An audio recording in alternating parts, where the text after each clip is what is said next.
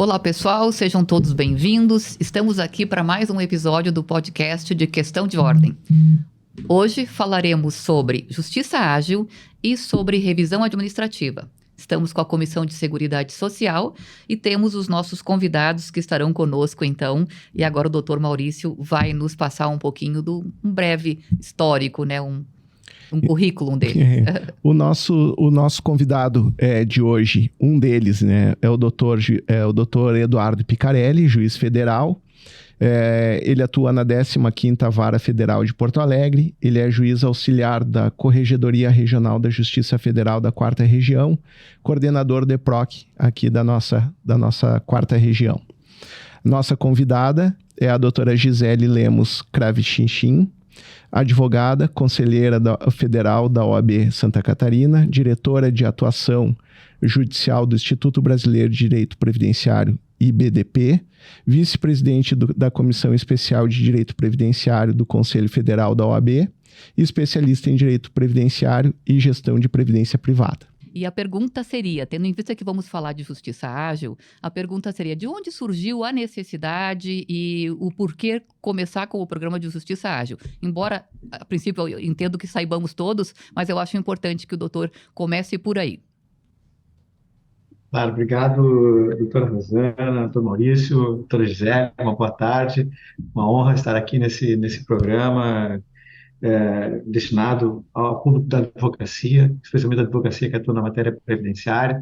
Então, é uma honra estar aqui. É sempre bom falar sobre o que a justiça está fazendo, o que a advocacia demanda também da própria justiça, né? Esse projeto Justiça Ágil, ou Tramitação Ágil, que nós chamamos, ele surgiu da necessidade óbvia, né, de dar celeridade. Não tem pesquisa que se faça com qualquer usuário do direito, com o cidadão, enfim, que não aponte o principal defeito do judiciário, que é a morosidade, né? Então, e nessa linha, a gente levando para a competência, para as matérias que são de competência da Justiça Federal, o que salta aos olhos? A matéria previdenciária. Praticamente metade da nossa distribuição é a matéria previdenciária. E mais, né? Nessa matéria previdenciária, que é tão forte, que é tão pesada na Justiça Federal, nós temos também um quantitativo de 40% dessa demanda são ações de concessão, restabelecimento e revisão de benefícios por incapacidade. Então, nós temos aí, primeiro, a própria demanda previdenciária em si exigindo uma atuação séria, né? Nós temos de um lado o hipossuficiente, que tem negado um benefício, que quer uma revisão de um benefício previdenciário que ela tem para aumentar uma renda, que é a concessão de um benefício porque está doente, está incapaz do trabalho, está sem renda, ou seja, está na pior das situações possíveis e precisa, então, de uma resposta rápida e ágil do judiciário. Então, a nossa inspiração foi a necessidade de dar mais celeridade ainda à tramitação processual previdenciária. Começamos o projeto pelos benefícios por incapacidade. Nós queremos dar um passo seguinte para outros benefícios também. E é importante dizer assim que esse projeto, esse primeiro caso, essa primeira situação de tramitação ágil que nós construímos na tramitação do benefício por incapacidade é fruto de uma construção coletiva. A OAB participou, né? A OAB, como o Tribunal da 4ª Região, um tribunal regional, nós chamamos representantes das OABs do Paraná, de Santa Catarina e do Rio Grande do Sul para participar da construção desse projeto. Procuradoria Federal também, do lado do INSS, o próprio INSS, todos participaram da construção desse fluxo de tramitação ágil, que hoje, no final dessa semana completa 200 dias de implantação. Certo, doutor Eduardo, se me permite, só um minutinho. Então, nós temos hoje, basicamente, para os benefícios, então, de incapacidade. Isso. A justiça ágil ou a tramitação ágil. Perfeito. E agora nós estamos lançando um projeto, tá, de expansão para outros benefícios. Já temos até uma agenda já reservada para apresentar o projeto para a OAB. Salvo engano, acho que é dia 14, eu não sei a data exata, mas nós já vamos dar o start no projeto, porque a gente tem notado algumas iniciativas de colegas, de pessoas querendo, de alguma forma, agilizar a tramitação processual. A gente quer fazer isso em parceria com a OAB, porque a gente desenvolve algum sistema que seja bom para todos, né?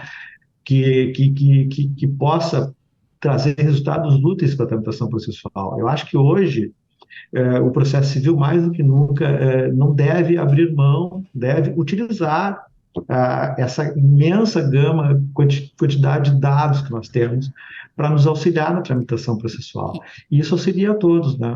Aqui, doutor Eduardo, também trazendo já a Gisele conosco e conversando aqui com o Maurício, o que a gente verifica, porque nós, na verdade, como advogados, estamos do outro lado, né, buscando esse benefício. E o primeiro passo que a gente dá é junto ao INSS. Quando falamos da tramitação ágil, em algum momento houve ou há uma preocupação ou um trabalho a ser feito junto ao INSS, porque chamar a OAB, nós conversamos e temos, a princípio, a mesma ideia, né, Maurício? Mas eu percebo, talvez a Gisele possa nos falar um pouquinho sobre isso, que junto ao INSS me parece que talvez seja a grande origem dos problemas, né? E é uma pena que não temos ninguém aqui hoje até quase para se defender com relação a isso, né? O que o senhor teria para nos dizer, ou o Maurício quer colocar alguma coisa aqui? Porque nós estivemos conversando com o doutor Osório, aqui de Caxias do Sul, né? E ele nos colocou alguma coisa do tipo assim, até quero que vocês até validem não, com certeza esse dado é um dado verídico, mas se acontece também, talvez, nas subseções onde vocês trabalham, né? Ele coloca que 95% dos processos previdenciários hoje são judicializados. Então, é uma situação, assim, de extrema... É uma quantidade enorme, né?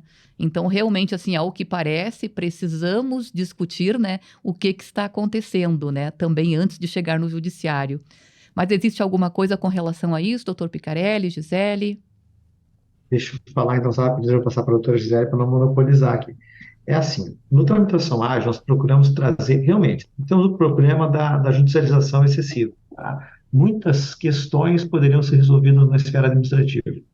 Se o INSS estivesse mais aparelhado para isso, se o INSS adotasse a jurisprudência dos tribunais, que muitas vezes pacificam o entendimento quanto à matéria, e mesmo assim, lá na ponta, o servidor não aplica isso, né? Por falta de orientação, muitas vezes, isso, sem dúvida, reduziria muito a judicialização. Mas tem um ponto, o tramitação ágil, ele não está atuando na questão da desjudicialização, mas ele está atuando na parte daquilo que a gente tem, naquilo que é judicializado e que a gente tem que agir rápido, né? Eu acho que o fato de ter muita judicialização não significa que a gente não tenha que prestar uma ótima jurisdição. Não é a gente não termina com a judicialização prestando uma má jurisdição. A gente tem que prestar uma boa jurisdição daquilo que entra. Mas, realmente, assim, tem que ter um trabalho de base para reduzir a judicialização. No tramitação ágil, o que a gente vê de problema sério quanto a isso, né? Que é na fase do cumprimento das nossas decisões. Aí nós temos atrasos, né? Nós temos um grupo de trabalho aqui no tribunal há anos que trata do provimento 90, dos prazos padronizados, para o INSS cumprir as decisões judiciais, né? Então tem dois flancos, mas eu concordo plenamente. Eu acho que nós temos, inclusive com o doutor Osório, acho que nós temos que trabalhar. Eu vejo que a OAB tem feito, acho que a doutora Gisele prestou um depoimento maravilhoso nesse sentido. Eu acompanho o trabalho dela, né, no sentido de atuar fortemente na desjudicialização, estimular que a advocacia atue na área administrativa com mais intensidade, mais para tentar resolver lá os problemas e trazer para o judiciário aquilo que realmente é conflituoso, né? De repente, é só aquela questão que realmente não tem como resolver na via administrativa. Mas o tramitação ágil, realmente, ele está se preocupando nesse momento com o que está judicializado. Certo, Gisele, nos brinda então com as tuas colocações agora, estamos ansiosos. Não, obrigada pelo convite, um prazer estar aqui conversando com vocês, e eu acho que é isso. A gente tem um histórico de trabalho aqui na 4ª Região, já que começou com o Fórum Interinstitucional em 2010, que tem trazido ótimos resultados e que é decorrente desse diálogo, de a gente entender que somos todos atores, né, buscando o mesmo resultado, que seria a entrega da solução previdenciária, seja ela administrativa ou judicial, e a gente, nessa colaboração, a gente consegue ir mais longe. Então, o TRF da 4ª Região tem sempre chamado tanto o INSS quanto a advocacia para participar desse diálogo. E, em âmbito nacional, a gente tem o Comitê de Desjudicialização, que foi criado pelo CNJ, junto com o STF, o CJF, em que a OAB, em 2022, passou a ter uma cadeira, passou a ter fala, né? A gente ainda não tem voto, mas a gente contribui lá, levando os problemas, os pontos que merecem nova avaliação. A gente sabe que muito do que é judicializado tem a ver com a forma de análise administrativa. Tem matérias que já estão pacificadas no judiciário, que continuam a ser negadas no administrativo. Um avanço que a gente teve grande no final do ano passado foi o regimento interno do Conselho de Recursos da Previdência Social, que é o órgão de recurso administrativo, não é o INSS, é um órgão que a gente pode recorrer na via administrativa contra as decisões do INSS, em que já ficou determinado que esses conselheiros podem internalizar a jurisprudência de recursos repetitivos do STJ ou de repercussão geral do STF dentro de suas decisões, tá? Porque o que acontece é, muito do que acaba judicializado até já está pacificado, mas o INSS não adotou na via administrativa. Então, isso faz diferença a gente poder aplicar. A gente sugeriu lá no comitê, por exemplo, a gente pegou da Instrução Normativa 128, que é recente, é de 2022, a gente pegou vários pontos em que ela já não está adequada com a jurisprudência pacificada. E a gente sugeriu ao comitê que, então, e o INSS participando desse debate, a Procuradoria Federal, o Ministério Público Federal, a Defensoria Pública da União, todo mundo participando para que a gente possa colaborar e talvez, claro, o INSS tenha a autonomia administrativa dele, mas para que a gente possa sugerir pontos para diminuir a judicialização. Agora, a tramitação ágil, que é esse programa extraordinário que está sendo desenvolvido aqui na 4ª Região, ele envolve também otimização de processos, né? Que eu acho que é muito interessante, é você automatizar alguns pontos em que não há necessidade do humano intervir, por exemplo, trazer a cópia do processo administrativo para dentro do processo, trazer o histórico de pagamentos, trazer documentos que estão lá no INSS que não precisaria de alguém ir lá e botar. O sistema já faz isso. Aqui, agendar Gisele, um horário de perícia, tendo uma agenda... Oi? Aqui, só se tu me permite, desculpa, eu só te interrompo para a gente realmente poder conversar um pouquinho mais. Realmente é o princípio da cooperação, então, que nós conversamos muito aqui, né, junto à nossa Justiça Federal. Quando tu colocas que o Conselho Nacional de Recursos ali, ele pode utilizar as decisões ou ele deve utilizar as decisões? Quando você falou ali. As decisões pacificadas. Então, sabe? assim, o servidor do INSS fica adstrito ao que está na instrução normativa e no decreto, né? Agora, o CRPS, que é o Conselho de Recursos, que são conselheiros, é um conselho que é formado por representantes do trabalhador, dos aposentados, das empresas e do governo. Eles se reúnem em grupo e fazem decisões. Quando eles fazem isso, até 2022, eles eram obrigados a seguir apenas a normativa do INSS e a lei. Agora, eles podem, mesmo que não haja normativa adequada ainda à jurisprudência pacificada em julgamento de precedentes, que seria a repercussão geral e o repetitivo, eles podem justificar com base nessas decisões. Mas o servidor do INSS, se o INSS não incluir os detalhes nas normativas, nas portarias, né, na instrução normativa, na portaria ou num comunicado, o servidor ele fica adstrito ao que está lá. Ele não pode, sob pena de sofrer um processo disciplinar. Entendido. E aí, seguindo ali, Gisele, tu estava falando, então, justamente disso, da questão de agilizar e de acostar, né, processos administrativos, né? Existe por parte do INSS, ao que nos parece, uma certa, não restrição, mas eles a princípio não costumam fazer isso, né? A menos que o juízo de ofício, ou melhor, coloque como sendo uma ordem para que eles façam. Tem várias situações que nós temos e eu vejo o INSS não juntando, pedindo que a gente venha, que o advogado, no caso, né, venha e junte, então, determinados documentos que a princípio estariam à disposição, né, dentro da plataforma que o INSS hoje tem acesso. É disso que você estaria falando? Também, mas o que é interessante é que a justiça, para pacificar essa discussão, eles mesmos já criaram uma automatização que vai buscar. Entendi. dentro do sistema do INSS. Então, ele nem está jogando para a parte autora, nem para a parte ré do processo essa obrigação. Ele está no sistema de colaboração, como a Justiça, através de convênios, também tem acesso a isso, ela passa a importar esses documentos para dentro do processo e ninguém fica responsável ali da forma humana de fazer a juntada, mas isso já passa a integrar. A mesma coisa que a Justiça fez também na questão dos benefícios por incapacidade, é você já identificar qual é a especialidade médica que você gostaria que fosse agendada a perícia. Então, eu já escolho se é um ortopedista, se é um psiquiatra. E isso era uma discussão grande judicial, onde se ficava dizendo, eu quero um especialista, eu quero isso, eu quero aquilo. Agora, dentro dos médicos que estão disponíveis naquela vara, você já pode selecionar alguma especialidade.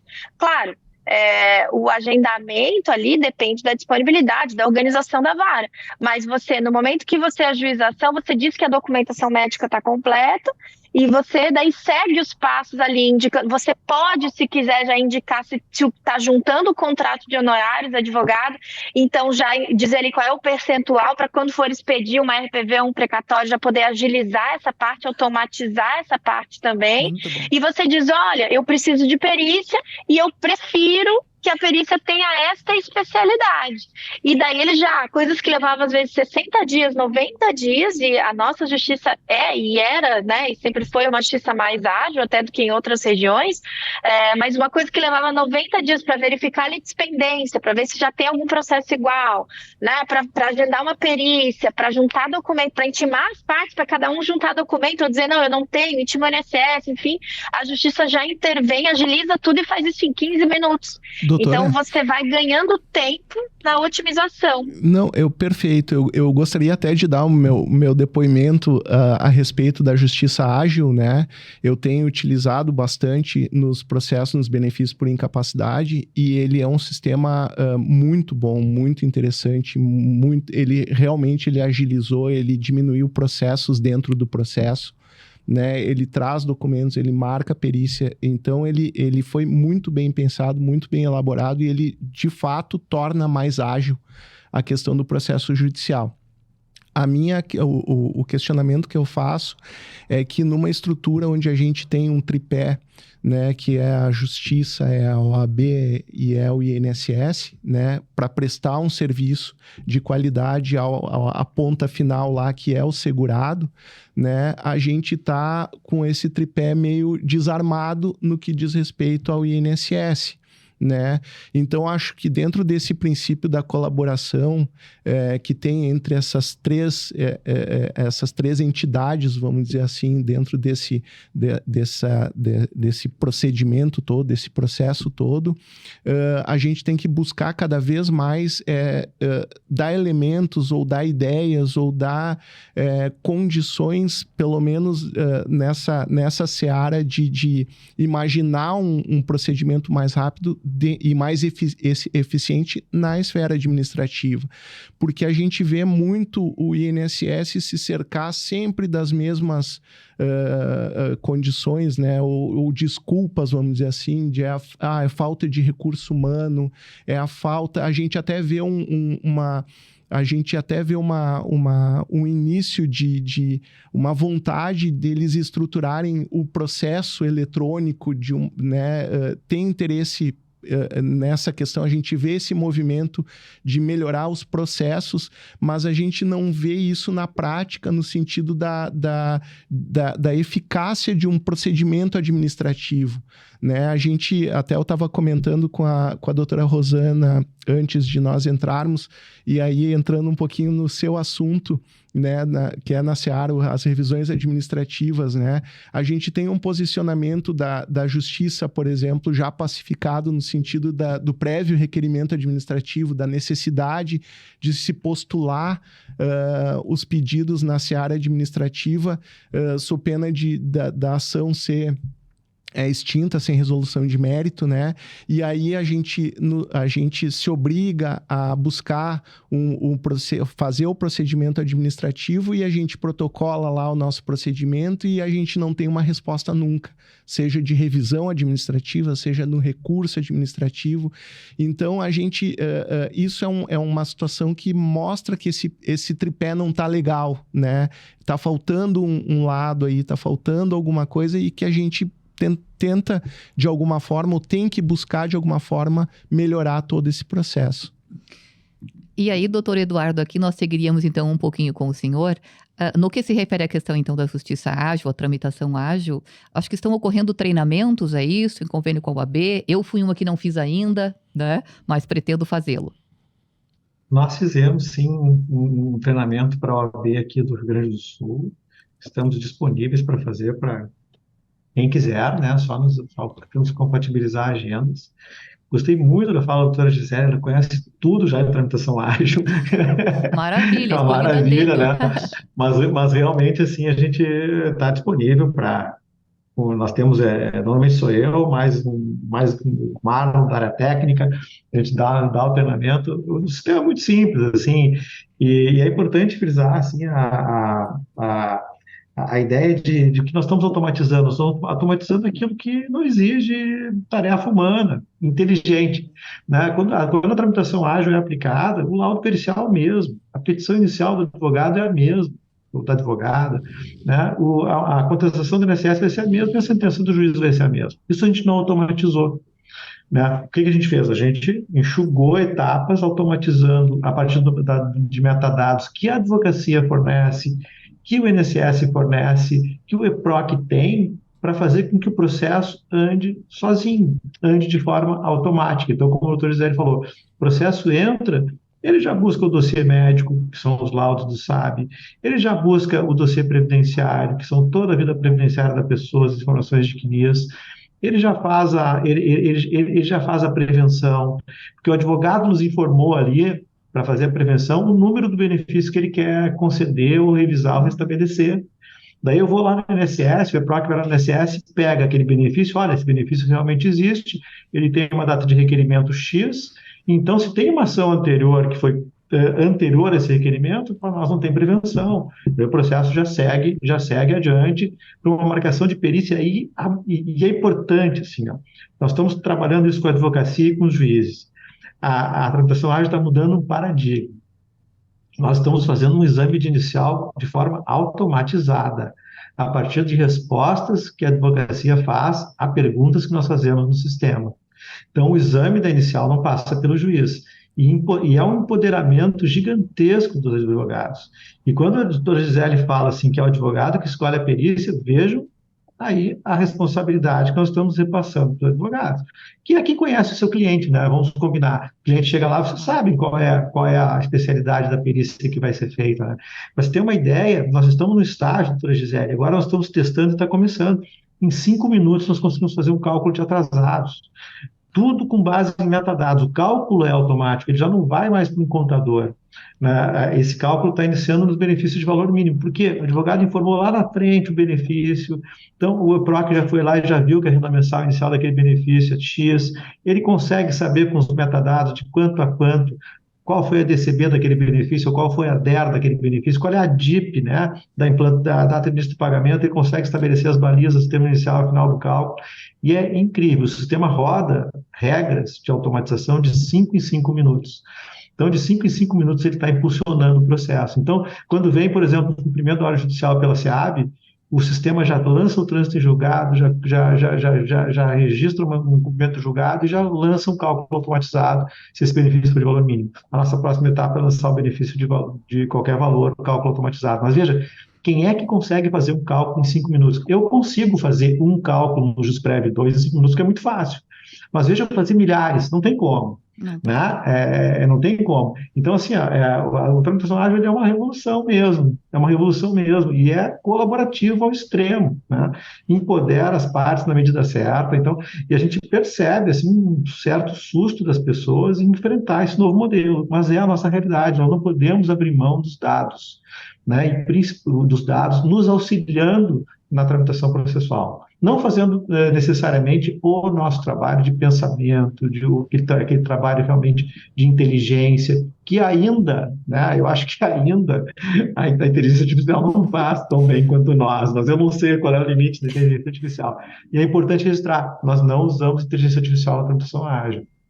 Entendi. Tá? Nós até poderíamos usar para coletar o dado, entendeu? O metadado. Então, por exemplo, o doutor Gisele falou, nós pedimos lá no início, se o advogado quiser informar se tem contrato de honorários, qual o percentual.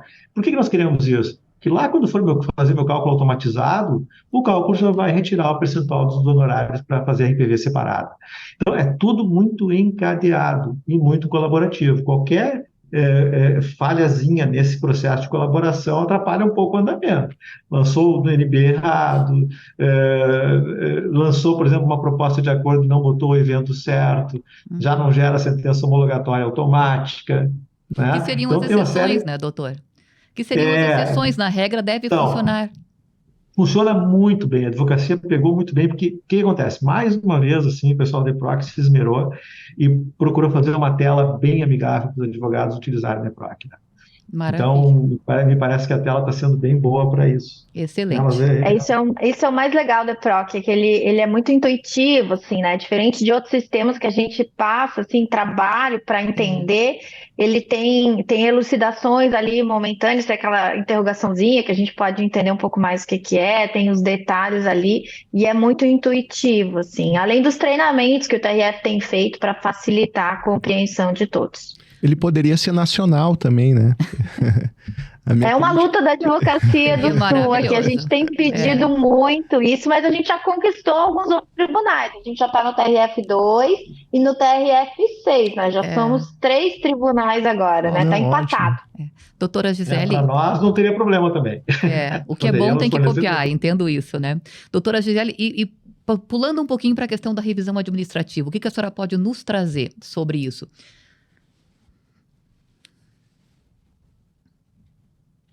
A senhora conseguiu me ouvir? Desculpa, agora sim, então tá certo. Não tinha desculpa. Então, a questão do administrativo e do requerimento administrativo, a gente sabe que isso tudo ficou mais complexo depois do julgamento do tema 350 do STF, em que ele disse que o prévio requerimento administrativo é indispensável para a judicialização. Né? Até ali, a gente tinha entendimentos pacíficos do STJ, no sentido de que se você entra com uma ação e o INSS contesta, o INSS discute, ele traz uma imposição ali, você então teria interesse de agir para seguir no ajuizamento, na ação, né?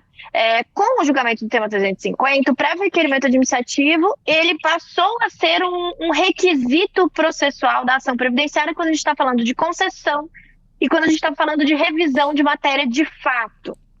Matéria de direito, o STF excetuou lá, diz, matéria de direito não precisa, aquilo que for notório, que o INSS não vai dar também, não precisa, mas aquilo que tiver chance de ganhar na via administrativa, você tem que pedir.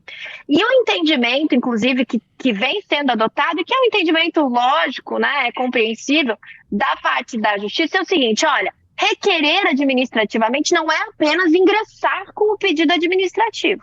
É dar a oportunidade para o INSS de conceder este benefício, ou seja, levando documentação suficiente, levando informação suficiente para que aquilo seja concedido. Claro, isso não isenta, e o próprio INSS reconhece isso na portaria 997, isso não isenta do INSS de ele ter que analisar o CNIS, analisar as documentações e os conhecimentos que ele tem no banco de dados dele, para fazer avaliação e até eventualmente abrir carta de exigência. Então, ali no processo administrativo, a gente também deveria ter uma colaboração entre quem pede, levar o que tem, e o INSS deveria visualizar o que ele tem também, analisar, e se ele achar que tem indícios de coisas que talvez não tenham sido comprovadas já no início pelo segurado, que ele abrisse carta de exigência. Tanto que o artigo 11 da portaria 997, que é anexa da nova instrução normativa 128, ele diz o seguinte, não é considerado documento novo aquilo que o INSS sabe ou deveria saber, inclusive com base no CNIS, mas ele não restringe ao CNIS, e que deveria ter aberto carta de exigência, né, para buscar mais informações. Então, o que a gente tem que cuidar muitas vezes, ao judicializar ou ao fazer um requerimento administrativo, é analisar esse processo administrativo para ver se realmente foi dado ao INSS a oportunidade de conceder ou se ele tinha informação dentro do seu sistema suficiente para aquela concessão.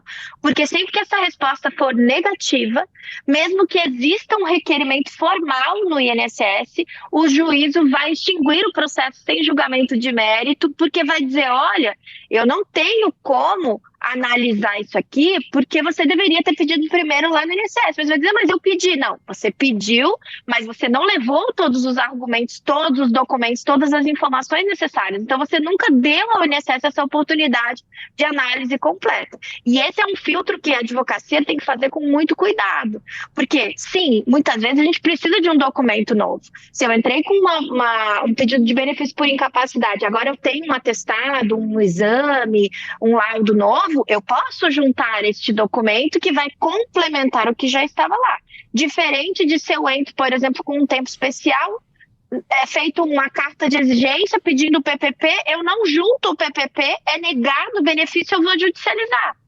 Agora com o PPP completo. Né? Então, eu não dei a oportunidade para o INSS de realmente avaliar aquilo quando eu só junto documentação essencial no pedido judicial, né? Então é um cuidado que a gente tem que ter, porque senão você pode estar criando uma expectativa no cliente, perdendo o tempo da advocacia e do cliente, e pior, às vezes perdendo atrasados.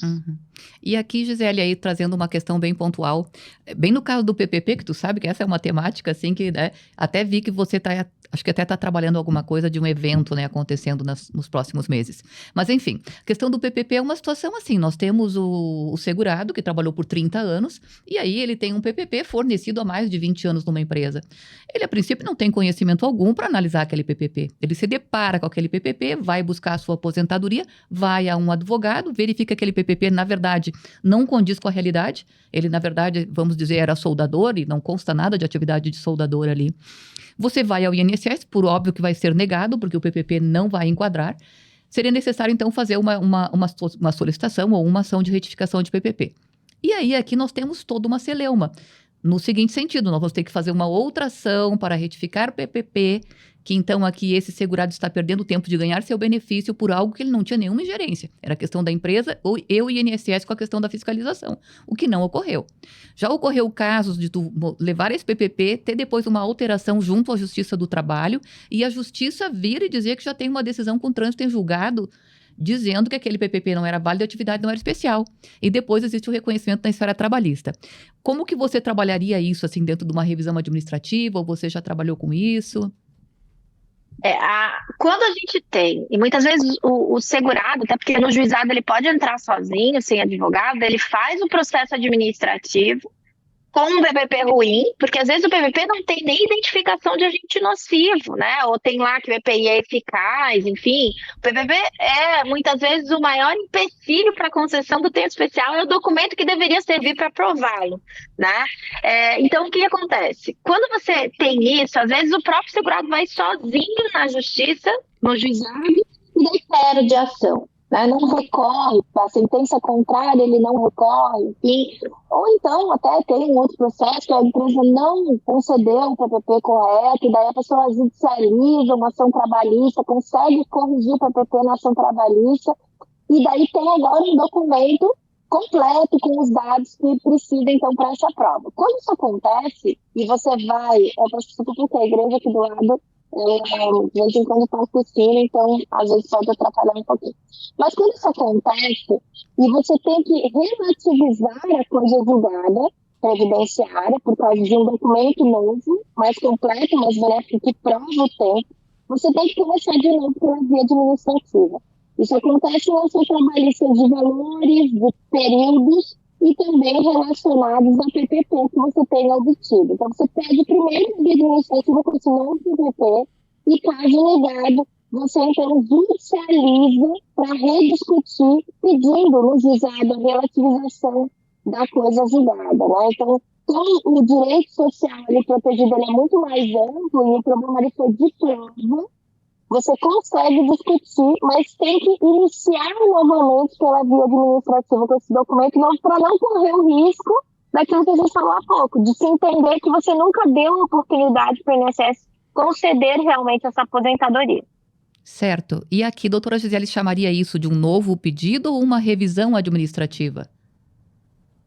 No sentido de Na que verdade, já eu houve aconselho que você faça os dois, Os tá? dois, entendi. Porque assim, o bom do administrativo, e tem coisa boa no administrativo, é que no administrativo a gente, primeiro, não tem a mesma coisa julgada que tem na justiça, eu posso entrar com revisões dentro do prazo decadencial com quantas eu quiser, e eu não preciso escolher. Lá eu posso fazer um novo pedido e um recurso, um novo pedido e uma revisão. A revisão eu vou estar discutindo os atrasados lá do primeiro requerimento.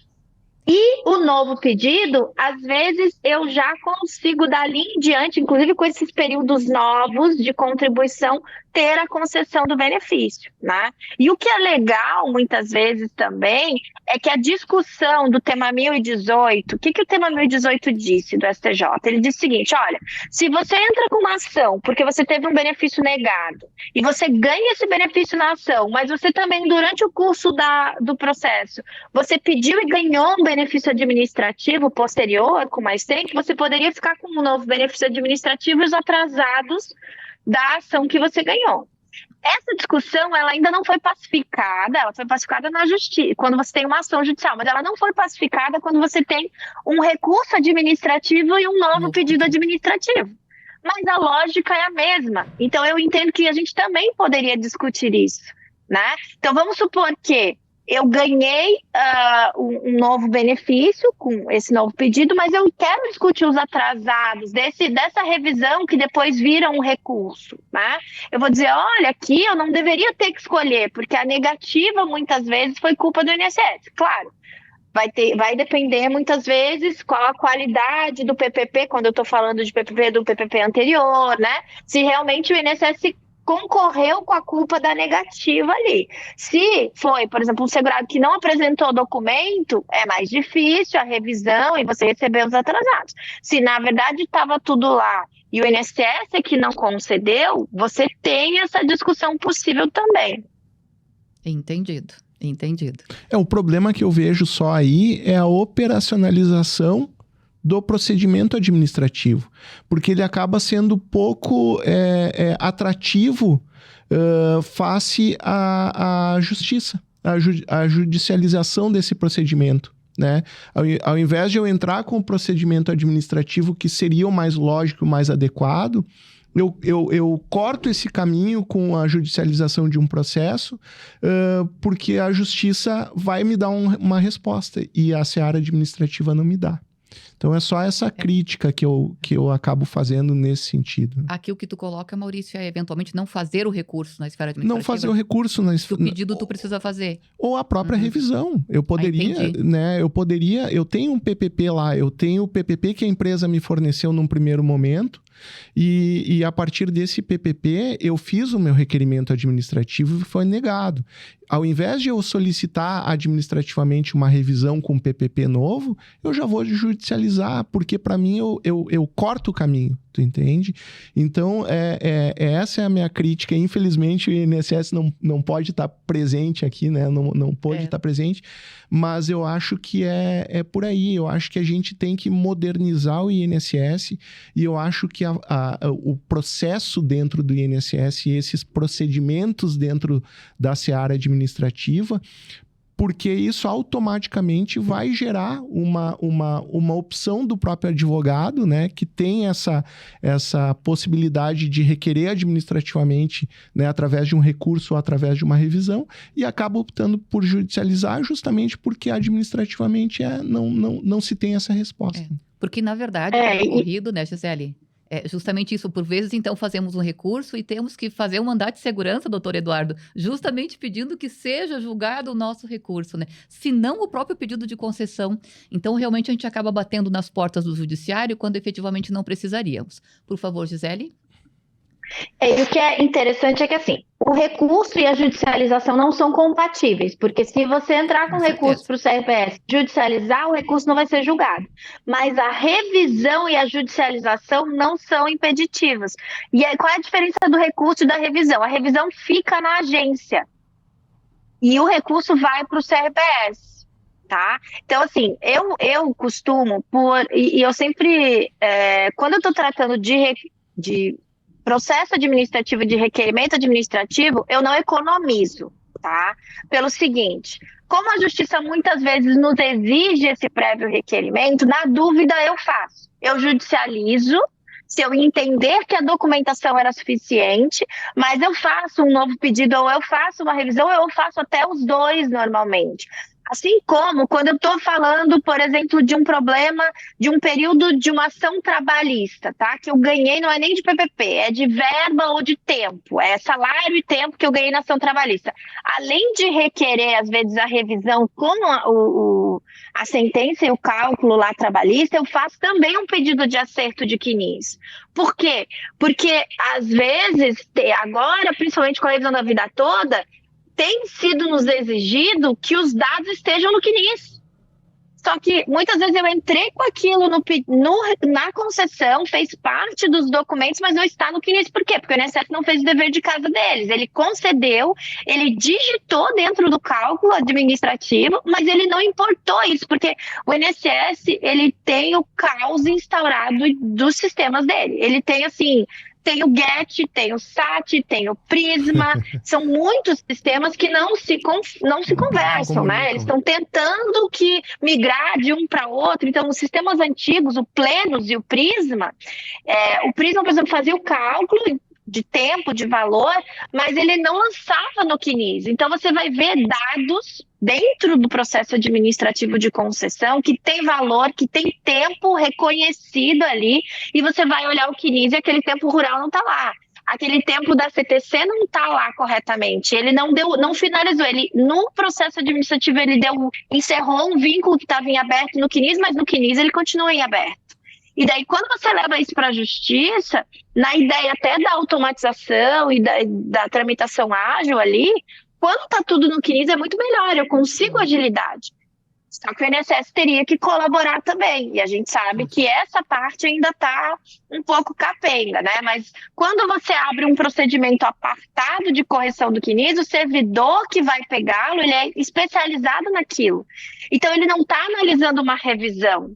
Ele vai analisar a inclusão do tempo rural, ele vai analisar aquela carteira de trabalho que tem que ser finalizada aquele vínculo. E eu termino o processo administrativo com só aquele ponto avaliado e eventualmente já corrigido. Então, nos dá mais trabalho como advocacia, sim, a gente tem um trabalho maior, porque o sistema do INSS não está colaborando, eles digitam num lugar e não aparece no outro. Só que em estratégia de atuação pode ser vantajoso para a advocacia, porque o tempo que eu vou perder corrigindo o CNIS é o tempo que eu vou ganhar no cálculo. E a contadora judiciária vai poder dar um enter para importar o CNIS e vai fazer um cálculo em 2 minutos, ao invés de fazer um cálculo em 15 dias, em 60 dias, em alguns lugares do país, em mais de um ano, que demora quando tem que ir para digitar o negócio, né? Então, essas estratégias de atuação da advocacia, elas muitas vezes trazem para nós alguns trabalhos extra-trim, né? Então, não seria o justo, digamos assim, mas é que quando a gente está querendo entregar o melhor resultado para o cliente, a gente tem que entender quais são as ferramentas que a gente tem disponível. E o processo administrativo é uma ferramenta, que nem o processo judiciário. Eu tenho que usar da melhor forma possível. E a melhor forma, talvez, em alguns casos, seja até um pouco mais trabalhado do que simplesmente juntar os documentos da justiça. Doutor Picarelli, realmente, né, o princípio colaborativo, e aqui o Maurício também, eu acho que seria a grande situação. Por isso que eu entendo que se nós tivermos condições de trazer o INSS também, e aí poder trabalhar isto no sentido que eu digo é o seguinte, por vezes se depara com situações de falta de verba, e eu não, do meu ponto de vista não seria isso, né, porque às vezes é um trabalhar inteligente, né, é mudar as coisas. Percebam que o nosso EPROC, se nós formos olhar, ao menos ao que se sabe, não é um programa que demandou altos volumes de valores, né? Foi uma coisa feita de forma inteligente, prática, né? E colocando todos os atores nesse sistema. Talvez o INSS precise da nossa ajuda com relação a isso, aí o princípio colaborativo seria bem interessante. Nós estamos nos encaminhando para o final, a conversa está ótima, está maravilhosa, mas enfim, é assim que acontece, né? Doutor Eduardo, o senhor quer então fazer o seu encerramento, falar um pouco mais sobre a justiça ágil, nos mostrar um pouquinho mais o que vai vir daqui para frente, ou os cursos que têm acontecendo. Nós temos que buscar isso junto ao TRF, é isso? Primeiro eu gostaria de elogiar a fala da doutora Gisele, acho que é importante esse cuidado que tem que se ter com o dado, tá? Essa coisa de você revisar o QNIS, fazer a atualização do QNIS é importante, isso foi registrado para sempre na vida do segurado, né? E para a justiça isso vem como um dado, como um insumo importante para que a gente possa fazer o nosso trabalho. E é um cuidado muito importante de ser feito. Bom, a tramitação ágil está aí para ser utilizada. Nós estamos hoje com uma adesão em torno de 50% da advocacia tem aderido à tramitação ágil, um pouco mais, porque é novo, as pessoas têm algum receio ainda. Nós incentivamos fortemente o uso. Por enquanto, nós estamos no BI, nós vamos abrir agora uma nova frente que está totalmente em aberto, né? Nós chegamos, inclusive, estamos imaginando muitas coisas, nós temos acesso a vários sistemas do INSS, do tipo disponibilizar uma tela para o advogado para enxergar ali os tempos de contribuição que já estão reconhecidos, para ele poder editar. Nós não sabemos o limite desse novo projeto que nós vamos fazer, né? E ele vai atuar exatamente na questão do tempo rural, do tempo especial, de outros tipos de benefícios, né? Então, e vai ser mais uma vez um trabalho colaborativo. O INSS, nós podemos ajudar? Podemos. Eu acho que uma grande frente que nós poderíamos fazer, eu acho que é uma das coisas que nós já estamos fazendo em alguns benefícios. Quando um benefício é concedido na justiça, tem que ter um servidor do INSS lá na ponta para fazer a parte manual e implantar esse benefício, né? Então, nós temos hoje dois tipos de benefícios, que é o BPC-LOAS e acho que a aposentadoria rural por idade, que já são implantados automaticamente. Sai uma ordem judicial aqui, nós lançamos nossos metadados, o sistema do INSS já implanta. Não tem um servidor que faz isso. Então, nós temos que ampliar essas automatizações para implantar os benefícios para não depender da ação humana do outro lado da SEAB lá. Esse dado vem estruturado, às vezes vem uma proposta de acordo do INSS. Então, quer dizer, por que eu tenho que digitar tudo isso de novo, né? Então, nós podemos sim colaborar e contribuir de alguma forma. Com o sistema, eles poderiam utilizar o EPROC. O EPROC teve custo zero mesmo, porque o EPROC foi desenvolvido por servidores da casa. É claro, tem o custo de ter storage, de comprar equipamento de infra, isso sim, mas o trabalho, enfim, de desenvolvimento do sistema foi feito com salário pago pela população para os nossos servidores, né? Então, nós entregamos um produto feito por gente da casa. Estamos totalmente à disposição para qualquer treinamento. Entre em contato com o TRF4 se precisarem, né? Nós privilegiamos e gostamos quando o tratamento é mais amplo, para que a gente possa abranger o maior número de pessoas. Como nós fizemos esse treinamento pela OAB aqui do Rio Grande do Sul, que teve uma divulgação grande por videoconferência, as pessoas normalmente optam, e eu entendo isso perfeitamente, de participar das capacitações por meio à distância, né, porque é bem mais tranquilo, bem mais cômodo, e é perfeitamente possível. Nós estamos, sim, disponíveis. Vamos começar, doutora Rosana do Maurício, sim, mais um projeto de tramitação ágil, porque entendemos que é o caminho para agilizar, e mais uma vez com a colaboração da OAB, com certeza, porque esse vai ser ainda mais difícil que o outro. Esse vai exigir ainda mais colaboração de todos, né, e todas na confecção desse modelo. Então, nós vamos ter que achar o ponto exato em que todos podem se sentir bem colaborando, né, e contribuindo para um processo mais ágil. Acho que a justiça ela se faz assim, né? Quando a gente fala que o advogado é essencial na administração da justiça, é porque ele realmente é, né? E ele tem que ter uma participação ativa nisso tudo, né? Não é só uma retórica, ele de fato é. E hoje, quando a gente fala num processo moderno, num processo civil moderno, a gente tem que ver um processo digital, a gente tem que enxergar um processo eletrônico, a gente tem que enxergar a importância dos dados e metadados que esses sistemas podem, no que isso pode nos auxiliar numa tramitação processual. É um novo mundo que está se abrindo. E nós temos que entrar nesse novo mundo sem nenhum preconceito. Sabe, lá no ano que vem, mais um grande projeto de tramitação ágil. E nós estamos finalizando, viu, doutora Rosana? O projeto de tramitação ágil não acabou ainda. A gente quer a procuração eletrônica, a gente quer o alvará eletrônico, a gente quer a procuração eletrônica, a gente quer que os pagamentos sejam céleres, que entre o processo e o dinheiro vá para a conta do advogado, para a conta da parte, diretamente, sem alvará, sem nada. Nós não chegamos lá ainda. O processo ele vai do início ao fim. Nós queremos entregar até o final. Porque a gente sabe que o processo só acaba quando a pessoa recebe aquilo que ela buscou em juízo. Não é a sentença que dá o direito para ela. Quando ela realmente recebe benefício, quando ela recebe os autoridades. Muito obrigado por esse espaço. Prazer rever a doutora Gisele, que foi uma grande parceira nossa desde a pandemia, quando nós criamos várias alternativas para a advocacia gaúcha, catarinense, paranaense, para poder conduzir o seu trabalho, e eu acho que uma matéria, e a Justiça Federal não parou, e a matéria previdenciária não parou nesse período, né? Graças a uma atuação colaborativa com a OAB. Muito obrigado. Obrigada, doutor Um abraço. Eduardo. Estamos aqui para ajudar no que for possível, né, Maurício? Sem dúvida. Para fazermos as coisas funcionarem melhor e ficar bom para todo mundo nessa índole colaborativa, como vínhamos falando. Gisele, o que tu teria então para nos dizer agora para nós encerrarmos?